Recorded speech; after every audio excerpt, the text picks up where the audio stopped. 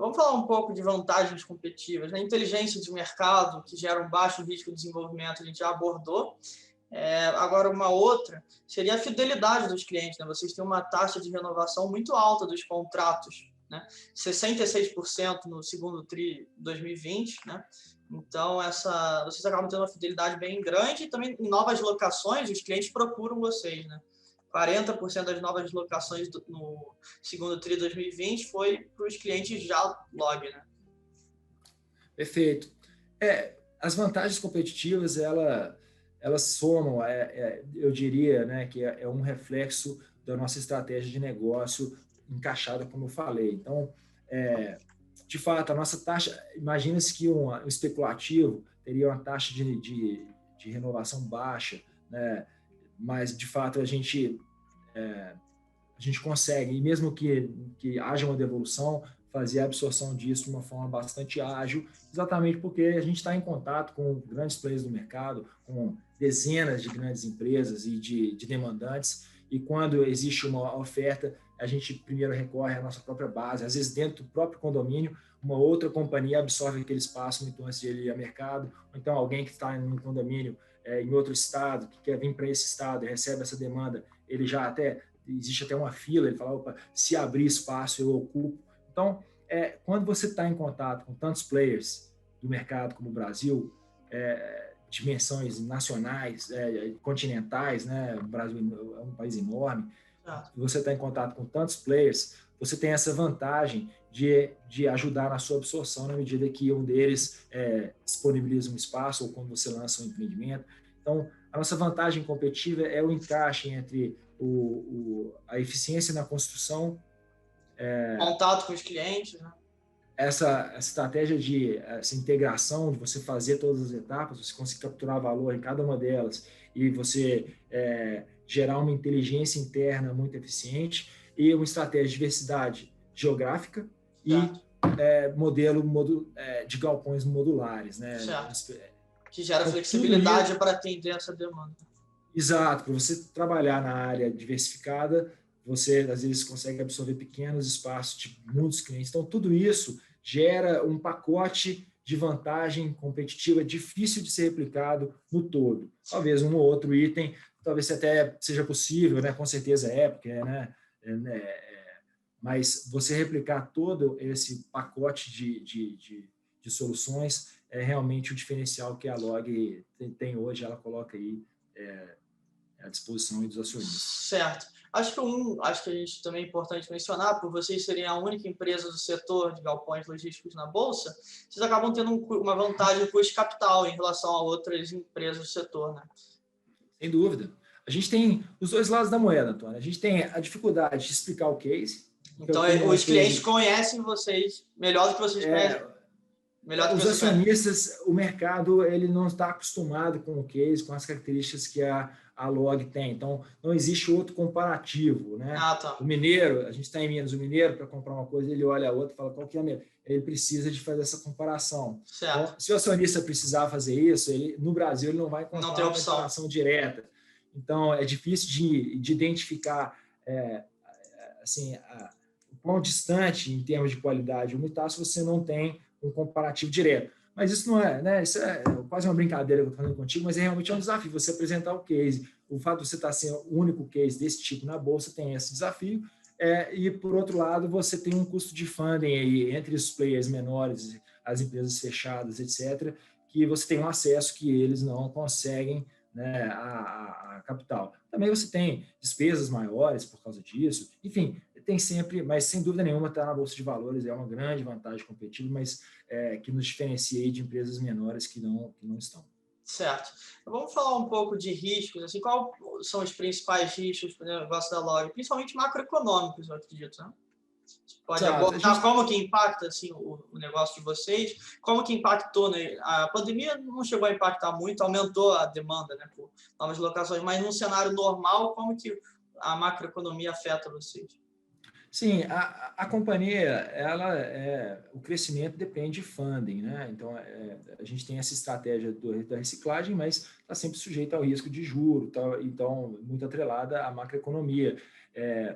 hoje a gente considera que o nosso maior concorrente é a reforma tributária, o nosso maior concorrente são essas dificuldades, essa instabilidade política, porque isso acaba tomando um espaço na cabeça do investidor, aumenta juro, né? Não é que aumenta, porque não aumentou, mas cria uma instabilidade uma situação de incerteza, né? De certeza que idealmente não teria, né? Mas, então, de fato, tem esse ponto, né? Esse risco que a gente sempre observa, mas o fato é que isso não muda os fundamentos da companhia. Tá? A gente tem atravessando, né? A gente vem, o Brasil vive um pouco de sustos, então acontece um evento, a coisa o cenário sempre balança, mas a companhia vem sobrevivendo a tudo isso sempre com retornos excelentes, sempre com e aumentando a área bruta locável também, né?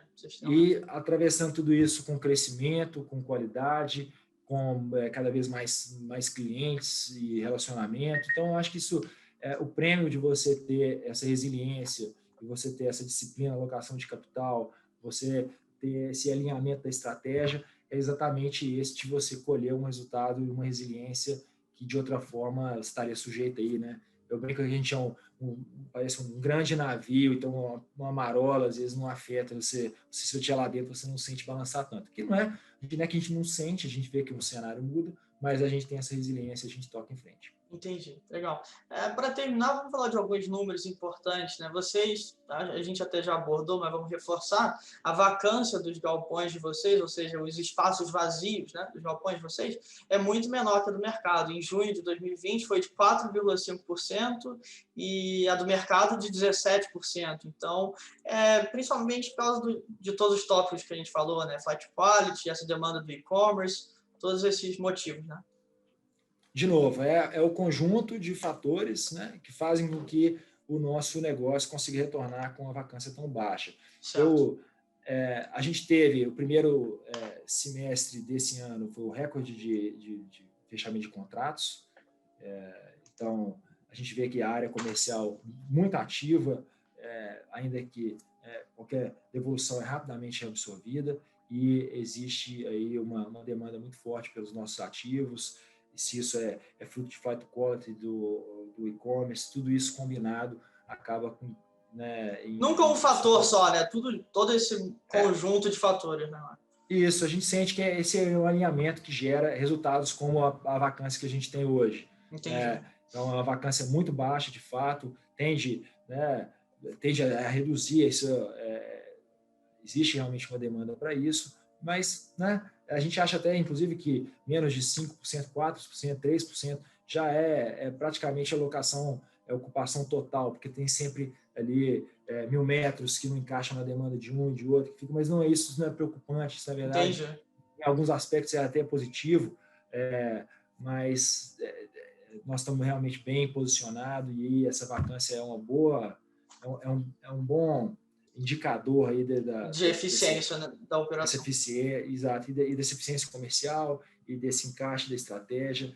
A gente acha que isso tende a ser mantido enquanto a gente vai observar esses movimentos de mercado aí. Certo. Outro número importante é a duração dos contratos de vocês. Os contratos têm uma duração de 93 meses, ponderados pela Receita. Acho que é importante esse dado. E outro ponto que eu quero comentar é a dívida líquida sobre EBITDA, né, de vocês. Atualmente, em junho de 2020, foi 1,3 vezes, mas em 2018, né, dezembro de 2018, era 9 vezes. Vocês passaram de um patamar de bastante... um endividamento bem grande para um patamar de endividamento bem tranquilo. Como que a empresa enxerga esse patamar de dívida líquida sobre EBITDA para frente? Qual patamar é confortável? Como que vocês enxergam isso? Bom, sim, antes do pré-follow-on, né, a empresa tinha um endividamento mais alto em relação ao EBITDA. Foi exatamente por isso, foi isso que motivou a gente criar essa força aí de caixa para suportar o crescimento, né? Então, a gente estava limitado no crescimento pela nossa estrutura de capital, né? Estrutura de capital. Então, isso veio aliviar e nós, então, bolamos o plano e depois de bolar o plano, a gente desenvolveu aí essa estratégia para poder fundiário, né, criar o funding para o plano Todos por Um, né, que é lógico que é parte do plano dos recursos, né, ele vai consumir mais do que a gente levantou, mas dentro de uma escala que está totalmente prevista, e com isso a estrutura de capital ficou muito mais saudável, leve. Né? O nosso balanço ficou muito robusto, com uma posição de caixa confortável, o que não significa que seja o melhor para a companhia, no sentido de que a alavancagem, se você tiver um endividamento saudável, você gera um retorno para você consegue aumentar o retorno. Né? Isso, então não significa que a gente tem que manter o mínimo de endividamento possível, não é assim que gera retorno para o acionista, e a gente entende que existe espaço aí para mudar um pouco essa relação aí, aumentar o endividamento sem problema nenhum, de uma forma saudável. Hoje, nosso endividamento... Mas o patamar antigo de 9 vezes, você acha que volta? Provavelmente não, né? Não. A gente tem outras formas de levantar recurso, e, na verdade, no nosso ciclo de desenvolvimento, pode chegar aí 4,5%, mas isso dentro de um patamar totalmente saudável, não existe motivo para subir muito mais do que isso. As coisas estão bem assim, planejadas, estão pé no chão, e isso está bem interessante. Só para explicar para quem está assistindo para a gente, dívida líquida sobre EBITDA seria quanto tempo a empresa levaria para pagar a dívida líquida dela com a geração de caixa operacional, que é o EBITDA. Então, o último ponto que eu queria tocar, você falou isso de aumentar o retorno, né, com captação de dívida. Vamos falar do yield on cost em relação à dívida. Vou até compartilhar a tela.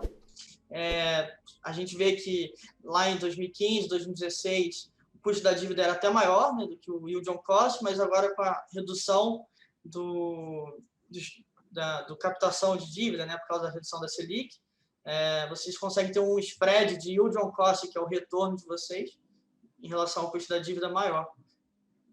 Sim, esse gráfico ele representa, não em termos literais, não em números literais, mas a dinâmica da geração de valor que a companhia consegue para o acionista, enfim. O que está representado aí? O yield on cost é o retorno que tem com a receita de aluguel? Isso. É a receita dividida pelo capex do projeto, né? Exato. Na verdade, é o retorno. Isso, exatamente. Então, é você ter o retorno do projeto. Do projeto. Hoje a gente consegue patamares aí de 12% a 14% em projetos especulativos, que são o foco da empresa, que é assim, um retorno excelente. Isso gera, né, esse é um retorno muito bom. E o custo que você tem de endividamento, o custo que você tem de captação desse recurso, que também está num patamar muito baixo na companhia. Chegou a CDI mais 1%, né? Isso, esse é o custo de capital, esse é o custo de empréstimo que a companhia tem, hoje num patamar de CDI mais 1%, que, né, é médio, bastante baixo, difícil inclusive de ser replicado, mas é um excelente indicador do trabalho que foi feito de reperfilamento de dívida, e que a gente hoje consegue gerar esse spread, que é a diferença entre o retorno que a gente gera com os aluguéis e o custo que a gente gera com o nosso financiamento. Certo. Então, é daí que a gente consegue observar o tamanho da capacidade de geração de valor da companhia, com juros baixos a 2%, ainda que suba a 3%, a 4%, continua sendo um retorno incrível, e a gente está assim, realmente num momento diferenciado. O Brasil nunca teve juros tão baixos, e isso tudo é motivo de otimismo, né? A gente acha que isso aí tem conseguido gerar um resultado bastante bem diferente do que a gente tem visto, e estamos confiantes nisso. É nisso que a gente está apoiando a nossa estratégia. Certo. Acho que deu para abordar todos os tópicos principais, né, da empresa. Então, para finalizar, queria agradecer você, Nicolau, e a Beatriz, né, por ter possibilitado a entrevista. Você tem algumas considerações finais para quem está assistindo a gente? Eu queria te agradecer, acho que você fez um excelente trabalho aí, o seu canal, espero que você desenvolva seu canal cada vez mais. Sobre a Log, são os principais pontos, acho que você foi bem pontual aí em abordar as coisas que são mais relevantes sobre a empresa. A gente tem ali no nosso site apresentação institucional, Release. Tem o release. Nós temos ali também uma planilha que chama Kit Investidor, que explica muito do plano todos por um, trimestre a trimestre, a quantidade de ABL que a gente vem planejando. Todo trimestre a gente atualiza com os dados mais recentes e aí vocês conseguem ver aí a materialização desse plano. É bem interessante para vocês que têm interesse, querem investir ou querem conhecer a companhia. Todo esse material dá um embasamento bastante forte e é isso, tá aí o case. Obrigado, Antônio, parabéns. Show, obrigado, Cláudio. Obrigado você que assistiu até o final esses vídeos. Então, até a próxima.